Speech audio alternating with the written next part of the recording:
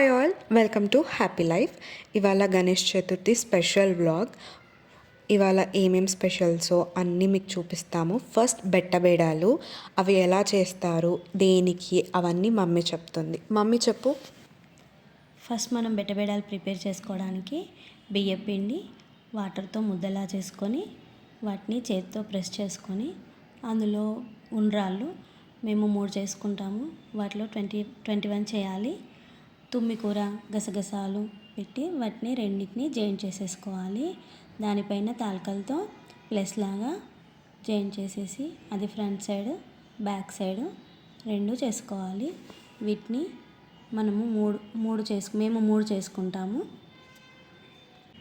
దీంతోపాటు ఇంకో 2 చేసుకొని వాటిని ఇడ్లీ కుక్కర్లో ఆవిరికి ఉడికిస్తాము. ఇడ్లీ ప్లేట్కి కొంచెం ఆయిల్ అప్లై చేసుకొని కింద వాటర్ వేసి వీటిని మూడింటిని ఈ విధంగా పెట్టుకోవాలి. కొంచెం జాగ్రత్తగా సెట్ చేసుకొని పెట్టేసుకోవాలి.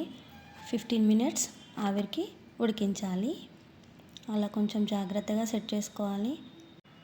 15 మినిట్స్ తర్వాత బెట్టబేడాలు ఇలా రెడీ అయిపోయాయి. ఆ 3 బెట్టబేడాలను దేవుడికి నైవేద్యంగా పెట్టేశాము. దేవుడికి 16 రకాల పువ్వులు, ఎలగకాయ, కంకి, మారేడుకాయ, చిప్తెలకాయ పెడతాము. మేము ఇవాళ చేసుకున్న వంటలు పప్పు, తుమ్మికూర పప్పు, పొట్లకాయ పచ్చడి, బల్చుకూర అంటు పులుసు, చింతకాయ చట్నీ, వైట్ రైస్. ఈరోజు ఇలా జరిగింది మా వినాయక చవితి. అందరికీ హ్యాపీ వినాయక చవితి. సో ఈ వీడియో ఇలా ఎండ్ చేస్తున్నాము. Like, share, subscribe to happy life.